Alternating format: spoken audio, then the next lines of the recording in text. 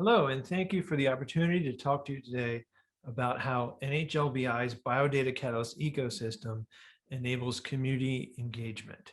My name is Dave Robertson, and I'm a community associate for Seven Bridges. First, I want to disclose that I have no financial relationships with relevant companies. My primary role, along with my colleague Anna, is to make sure researchers are achieving success on NHLBI BioData Catalyst powered by Seven Bridges.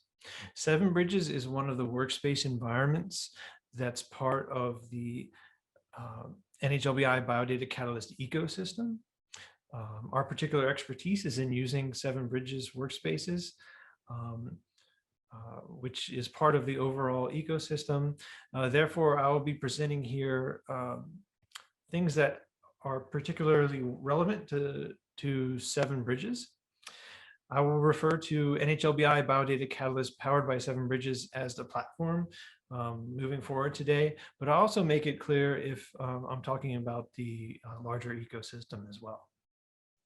One of the ways which we promote community engagement and help researchers is to hold office hours twice weekly. So anyone can log on to the office hours Tuesdays and Thursdays, and we want everyone to be successful as possible. We also hold trainings and develop online documentation.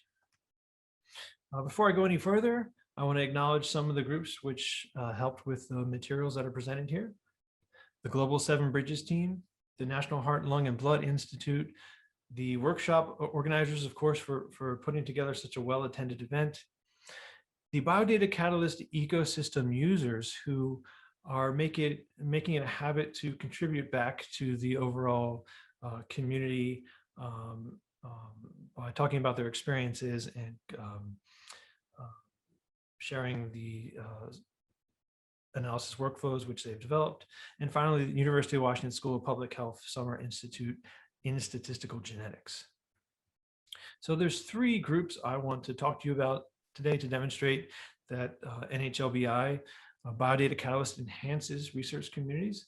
So the three groups are data scientists and tool developers, course instructors and students, and finally, research consortium coordinators and members.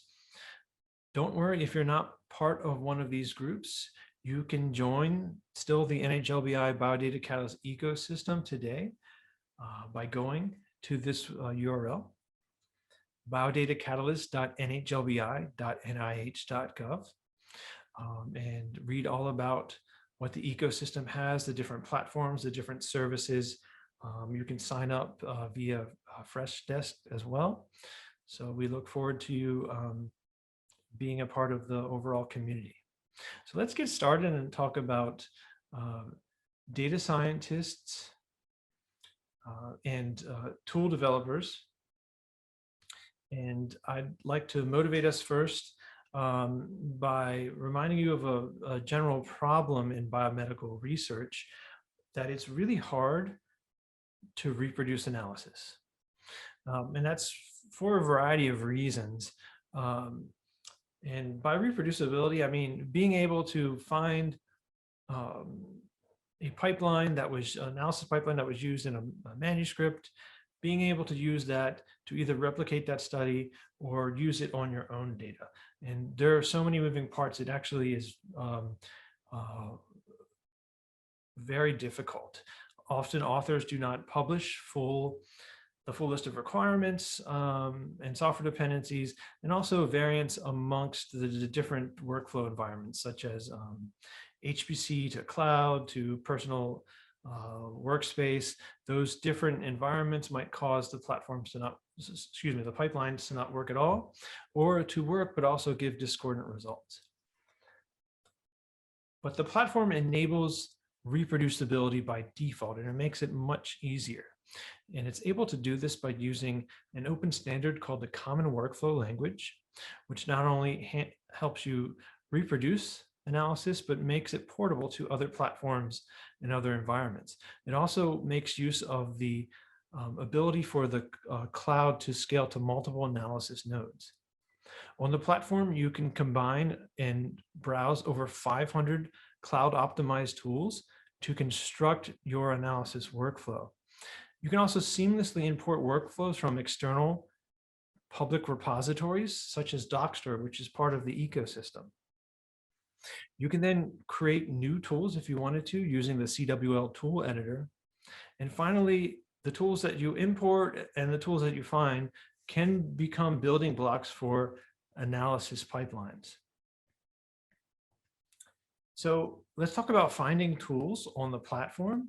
There's a public apps gallery, which contains over 500 optimized and benchmarked tools. And this is completely open to the public. You don't even actually need to log in to see this public apps gallery. And anyone is able to log in and browse through the different categories and different tools that are available. These tools can actually become building blocks and be combined to create new analysis pipelines.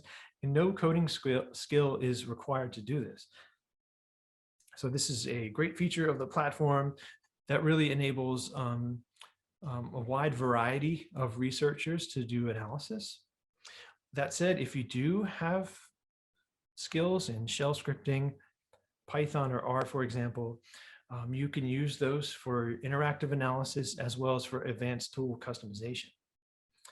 Now, a lot of our users are interested in doing genome-wide association studies, or GWAS. And what I'm going to demonstrate to you is how to tailor a workflow using the workflow editor to do a particular type of GWAS. And this is a screenshot of the workflow editor canvas. And this is a graphical interface. This can also be coded if you want using common workflow language, but it's very easy to get started by using the workflow canvas and to drag and drop apps and connect them together. So here, each circle represents either an input and output or an analysis step. So we have a phenotype input, a phenotype file input, the variant files, those get piped into fitting a null model, conversion of the variant files to another type of file format, and finally running the single variant association test. The outputs are Manhattan plots, QQ plots, as well as summary statistics from the analysis. There's also a wide variety of these Genesis apps that are in the public apps gallery. So this could be easily swapped out to do an aggregate association test or a sliding window association test. But once you've customized your workflow, you can then export it and share it with the community, with the larger ecosystem. And this is done simply by clicking the export button. It'll be described for you in a text file, which can be copied and pasted into Dockstore, which is part of the ecosystem. And this is how the researchers are sharing tools with each other. The text file can also be version controlled on a website such as GitHub. So let's go to our first demo. I wanted to demonstrate for you how to extend a workflow using the workflow editor.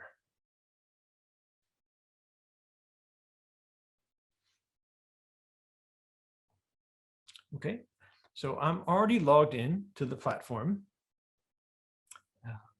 As you can see, I just want to orientate you to this. So everything is accessible through a modern web browser. That's the only requirement. And I'm already logged in and I'm on the projects tab here. So I can search through all my projects, and I've tagged the projects to keep them organized. These are the ones I want to show you today. I tagged them as NHLBI workshop. Okay, so the first project that I already made is called the Analysis Workflow Development Project. So I'm going to open this up in a new tab and just orientate you to this. This is what a project looks like. Along the top, we have a section for files, apps, and analysis tasks, as well as interactive analysis and settings and notes. So when we make a new app, we can start either on the apps tab, or we can start by browsing through the public apps gallery. I mentioned the public apps gallery is available to anyone. So this URL is actually publicly available. And then you can search through 586 publicly available common workflow language tools and workflows. So you can type in any tool name here, and each of these cards will give you a description of the tool itself, such as single variant association test, which gives you a description as well as benchmarking information. You can also search by category, such as genome-wide association. So once you've read about the different tools you want to use, go back to your project, go to the apps page. So apps is just another term for software that we want to use in our analysis. And then we click add an app. So you can add an app directly from another project or from the public apps gallery, but we're going to create a new workflow. So we go to create app, create workflow, and then we give it a name. So I'm going to call this GWAS workflow. At this point, it takes you to a blank canvas where we simply drag and drop the tools onto the workflow canvas and connect the different nodes. So we could bring in an app from any of our projects, or we could access the public apps gallery straight away. So I know that I need 3 tools. I need a null model. So I will pull in this one, the null model tool. And if you ever need to learn more about the tool to make sure it's the right one, just double click on it and you can read about what the tool does on the right side, as well as configure certain inputs as well. Okay, so I know I need the variant file conversion, so which is called VCF to GDS. So I just drag that here. And the test I want to do is single variant. Okay, but there's many different tests available. And now that I have the tools here, I want to connect them. So I need to connect the inputs by simply dragging to the left here. So we'll have a phenotype file as an input. We'll also have an array of variant files as inputs. And then we need to have the association plots as output and the summary statistics. Now we need to connect the 3 steps together. And I know that the phenotype file that I need is coming out of the null model. And the null model file is also coming from the same tool. Finally, we need to connect the GDS file output to the input on the single variant association test. So GDS files are just a particular genotype format that the Genesis toolkit knows how to use. So at that point, I hit save. So I can just say I added 3 tools, and every analysis step is version controlled. So you can always go back in time to a previous version of your tool. At this point, I can hit play to run the analysis, or I could export it in 2 different file formats and then share it on DocStore to share it with the rest of the ecosystem and other researchers.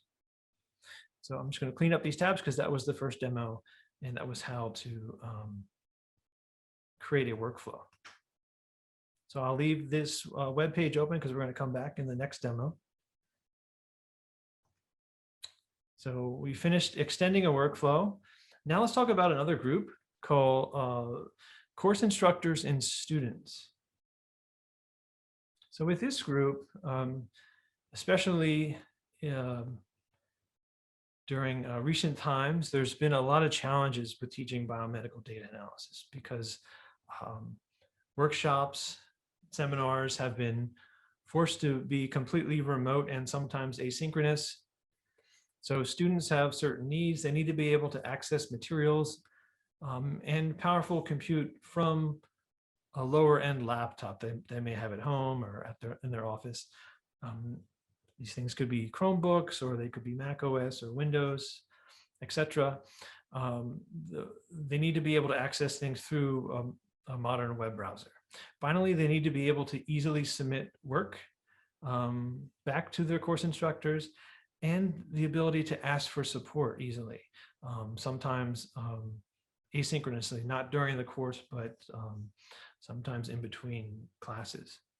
Likewise, instructors need the ability to share their materials, such as test data, but not only test data, documents, worked out examples, etc. They need to be able to disseminate those easily and not require the students to download a lot of data because they don't know, the students may have different levels of internet access.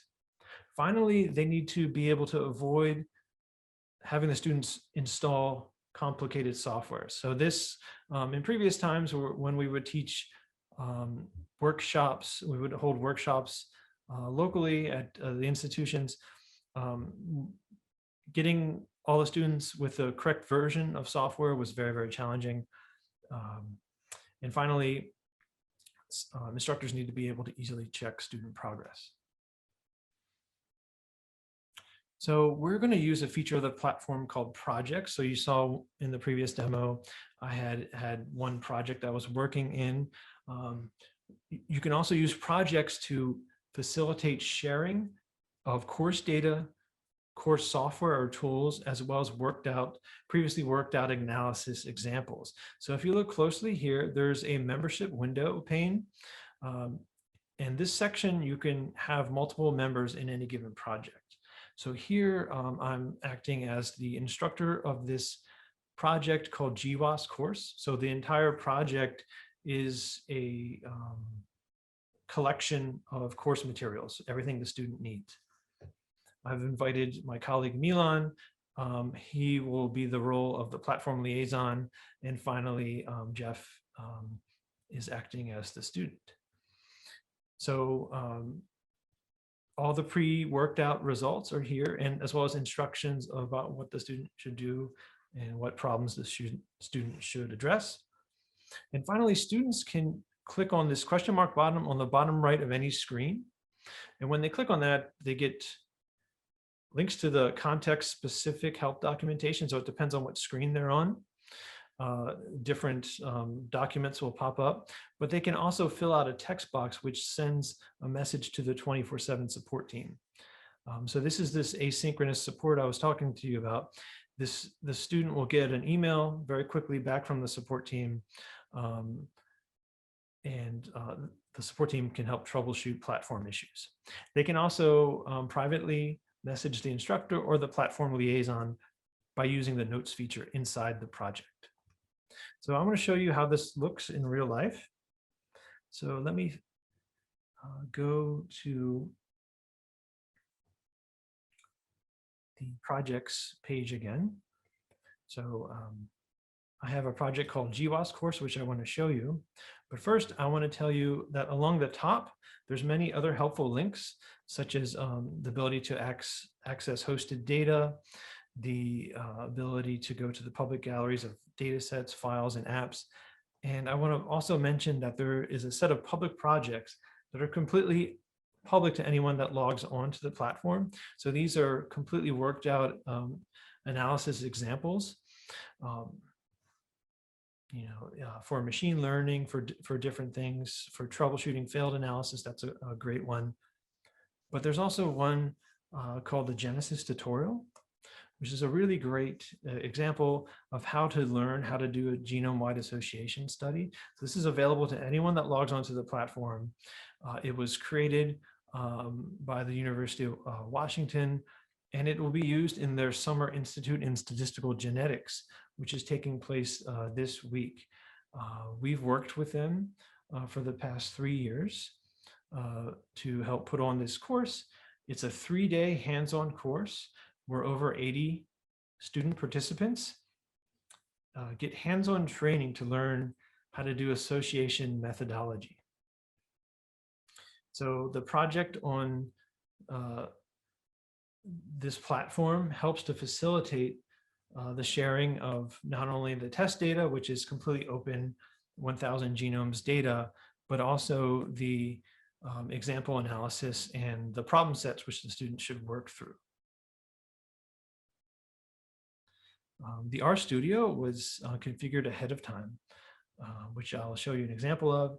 And the billing is actually easily tracked by the course instructor. So every student is part of a billing group for that particular project, and NHLBI is covering the cost for this particular seminar. So I want to show you, it's easy to clone a public project. You just click on project information and copy project. So I've previously cloned this, and I've invited some other members, which I'll talk about in the next demo, how you can do that. So there's files and software that's already added, but this particular project, this particular module they're focusing a lot on R Studio and R scripts. So we have an interactive analysis that includes R Studio as well as SAS and Jupyter Lab. But you can have these environments with previously filled out scripts. So they have a really nice tutorial that walks the student through how to convert variant files, how to harmonize phenotypes, and how to run various association tests, as well as how to visualize the data. So this is very, very helpful. And there's previously worked out problems as well as solutions to the problems as well. So this is a great way to not only learn R as far as the Genesis R package, but also how to learn a GWAS at the same time.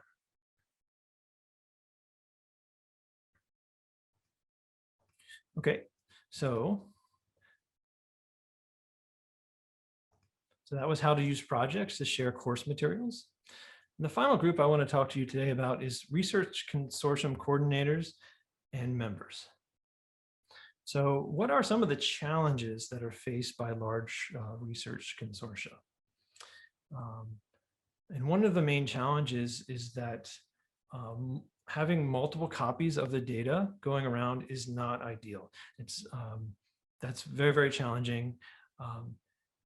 Also, security of the data is paramount. This is really sensitive subject data, and therefore data access should be granted appropriately in role-based manners, so that the study centers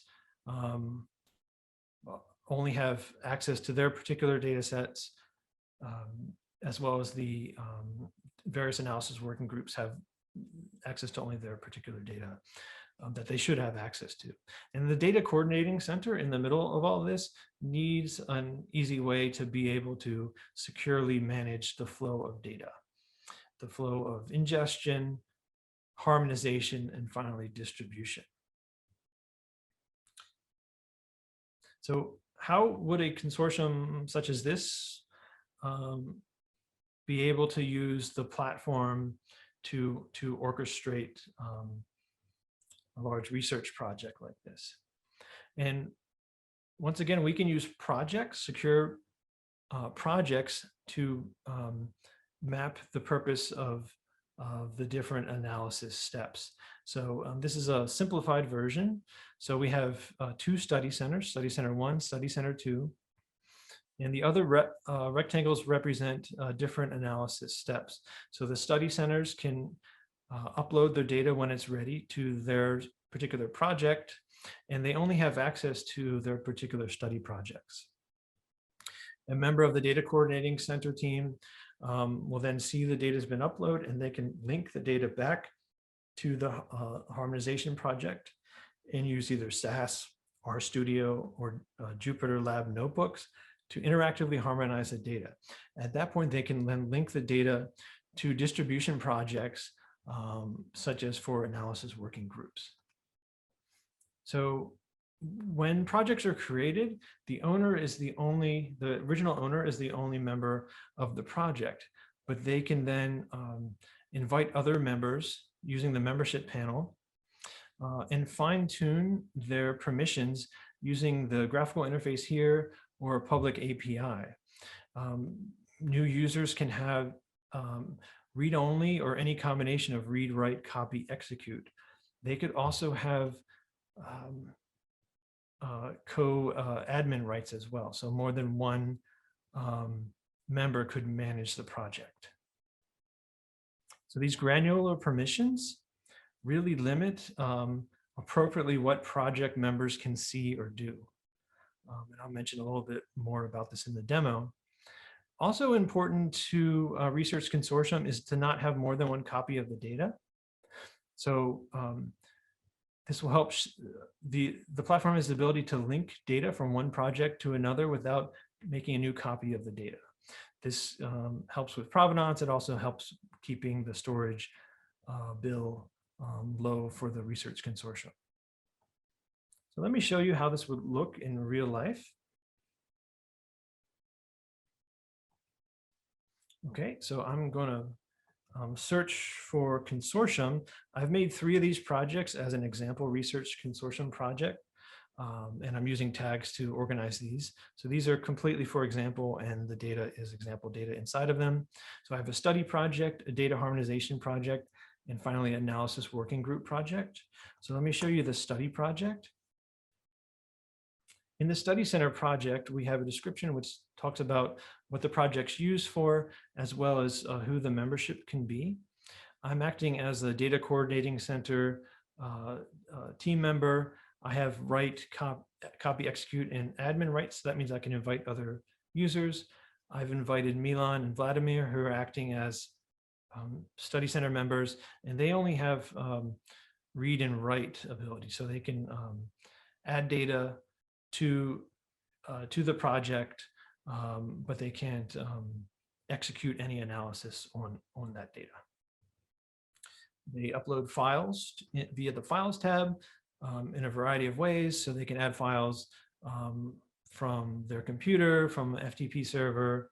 They can download software to do the upload for them, or they can connect other cloud buckets using the volumes feature. Once they've uploaded the data to a particular folder, data can be pushed by the Data Coordinating Center and linked to the harmonization project. So in the harmonization project, they can find the appropriate folder and copy the files there. So back in the harmonization project, we'll see that the data has been linked. And so here's the phenotype data that's been linked. And then they can, the harmonization team at the DCC can use either RStudio, SAS, or Jupyter Lab to harmonize the data. So they can click Create New Analysis and select from any of those 3 software environments, and as well as fine tune their compute. But if they click on one that's already running, such as I have here, they can, all 3 environments open up in the same web browser. All right, so they can peruse the files that are connected directly from the particular project. So this is also using the project-based security permissions. So in the project, I can see that I have these 3 phenotype files, and I can import data and interactively work with it. So I have the data here, and you can open it up and interactively work with the data like so. And then when the data is done, they can send it back to their project. When the data has been harmonized, they can send it back to their project and link it to the analysis working group project. So the harmonized data can then be pushed to the analysis working group project and put in the harmonization folder. Okay, so that's how a research consortium would use the platform to orchestrate data ingestion, harmonization, and distribution. And in conclusion, the BioData Catalyst ecosystem is becoming a very vibrant community. We have worked one-on-one with many users, as well as the NHLBI BioData Catalyst Fellows. We would also love for you to be involved. So please go to this URL, biodatacatalyst.nhlbi.nih.gov, and use the front door access to learn about the ecosystem. Thank you for your time, and we'll have time for questions now.